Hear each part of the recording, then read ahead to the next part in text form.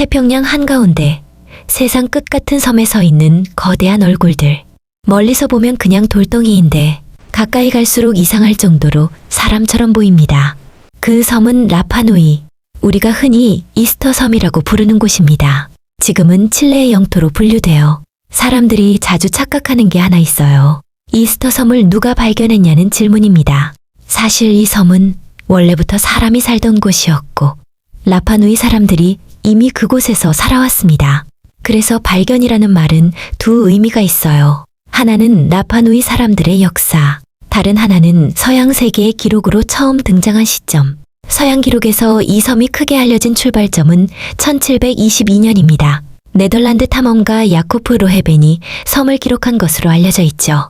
부활절 무렵이라 이스터 섬이라는 이름이 붙었다고 전해집니다. 로헤벤이 보고 충격을 받았다는 이야기는 유명합니다. 나무도 거의 보이지 않는 황량한 섬에 거대한 석상들이 줄지어 서 있었다는 거죠. 그리고 중요한 포인트 하나, 모아이는 바다를 바라보는 것처럼 보이지만 많은 모아이가 바다를 등지고 섬 안쪽을 향해 서 있습니다. 즉, 누군가를 지켜보는 배치였을 가능성이 크다는 설명이 많아요. 위치에 따라 예외는 있지만 전반적 인상은 그렇습니다. 이후 1774년 제임스 쿡 선장이 방문했을 때는 이미 쓰러진 석상들이 눈에 띄었다고 기록됩니다. 그래서 사람들은 이렇게 추측하죠. 이 섬엔 분명 무슨 일이 있었다. 여기서부터 모아이는 단순한 유적이 아니라 미스터리로 소비되기 시작합니다. 하지만 우리는 먼저 숫자부터 확인해야 합니다. 모아이는 몇 개나 있을까요? 자주 인용되는 수치는 약 887기. 연구자에 따라 미완성까지 포함하면 1000기 이상으로 보기도 합니다. 즉, 몇 개 안 되는 조각상이 아니라 섬 전체에 퍼져 있는 문화였다는 뜻이에요. 그리고 많은 사람들이 또 하나 오해합니다. 모아이는 돌머리가 아니에요. 땅 위로 얼굴만 보이는 석상도 있지만 땅 아래에는 몸통이 그대로 묻혀있는 경우가 많아요. 모아이는 전신 조각입니다. 머리만 만든 게 아니라 몸통, 팔, 손까지 표현된 거대한 인물상이죠. 팔은 몸통 옆으로 붙어 있고 손은 배 쪽으로 모인 형태가 많아요. 평균 크기도 생각보다 큽니다. 높이 약 4m, 무게 약 14톤. 이게 평균이에요. 더 큰 개체는 10m급으로도 언급됩니다. 그리고 라노 라라쿠에는 초대형 미완성 모아이도 남아있어요. 엘 히간테 같은 별칭으로 불리는 거대한 모아이는 완성되지 못한 채 채석장에 누워있죠. 만약 세워졌다면 그 압도감은 상상 이상이었을 겁니다. 그럼 질문이 바뀝니다. 이 많은 석상은 어디서 왔을까요? 모아이 제작의 중심은 라노 라라쿠 채석장으로 알려져 있어요. 섬 전체 모아이의 대부분이 이곳에서 만들어졌다는 설명이 일반적입니다. 라노 라라쿠는 특별합니다. 왜냐하면 완성품만 있는 게 아니라 과정이 그대로 남아있기 때문입니다. 절벽 벽면에서 막 깎다가 멈춘 모아이, 반쯤만 나온 모아이, 운반되지 못하고 남아있는 모아이, 그리고 완성 직전에 멈춘 모아이까지. 이건 단순히 공장이었다기보다 그 자체가 거대한 현장이었다는 뜻이죠. 모아이는 어떻게 깎았을까요? 일반적으로는 돌도구를 사용해 조금씩 쪼아 깎았다고 알려져 있습니다. 앞면을 먼저 정교하게 만들고 마지막에 등 부분을 떼어내 분리했다고 설명되죠. 이 단계가 가장 위험했을 가능성이 큽니다.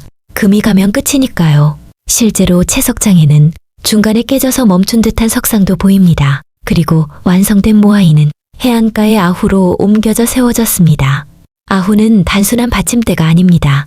아후는 석조 플랫폼이고 그 위에 모아이가 서면서 하나의 성스러운 공간이 만들어졌을 가능성이 큽니다. 즉, 모아이는 조각 하나가 아니라 플랫폼, 배치, 공간까지 포함한 세트였던 셈이에요.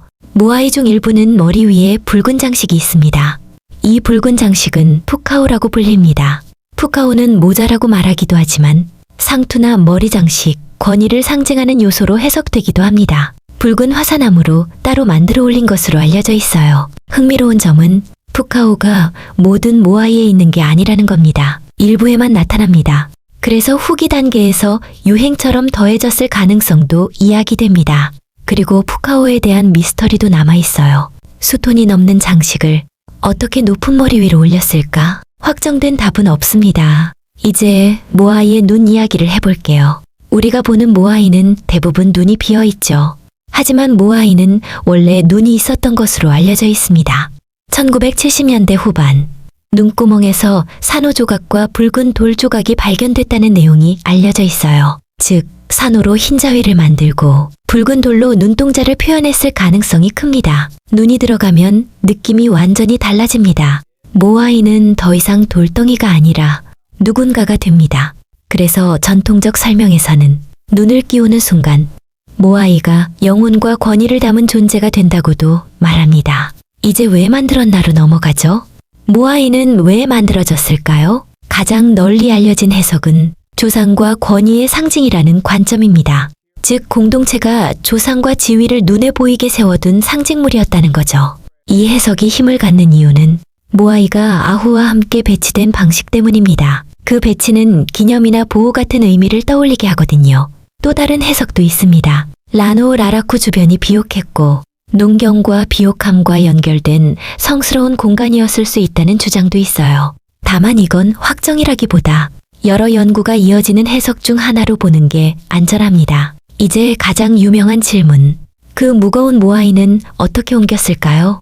오래전부터는 통나무나 썰매로 끌었을 거라는 설명이 많았습니다. 직관적으로도 그게 떠오르죠. 하지만 최근 대중에게 크게 알려진 방식이 하나 있습니다. 바로 걷는 모아이 가설입니다. 모아이를 세운 채로 양쪽에서 줄로 당기고 좌우로 흔들어 조금씩 앞으로 이동시키는 방식이죠. 실험 영상이 퍼지면서 진짜 걷네라는 반응이 나왔고 그 뒤로 가장 유명한 설명 중 하나가 됐습니다. 다만 여기서 중요한 건 이 방식도 가설이라는 점입니다. 유력한 후보일 뿐 모든 모아이에 확정 적용된 정답은 아닙니다. 운반은 여러 방식이 섞였을 가능성도 있고 지역이나 시기별로 달랐을 수도 있습니다. 그리고 섬 곳곳에 길 위에 쓰러진 모아이들이 남아있다는 것도 중요합니다. 그건 운반이 언제나 성공적이지 않았다는 뜻일 수 있죠. 이제 또 하나의 유명한 서사를 보겠습니다. 모아이 때문에 섬이 망했다. 이 이야기는 너무 유명해서 사람들이 거의 결론처럼 받아들이기도 해요. 하지만 최근 관점에선 원인을 하나로 단정하기 어렵다는 쪽이 강합니다. 환경 변화, 인간 활동, 그리고 외부 접촉 이후의 충격까지 여러 요소가 복합적으로 얽혔을 가능성이 크기 때문입니다. 즉, 모아이 이꼬르 멸망으로 단순화하면 오히려 진짜 역사를 놓칠 수 있습니다. 그럼 우리가 모아이에서 가져가야 할 건 뭘까요? 모아이는 외계인의 흔적이 아닙니다.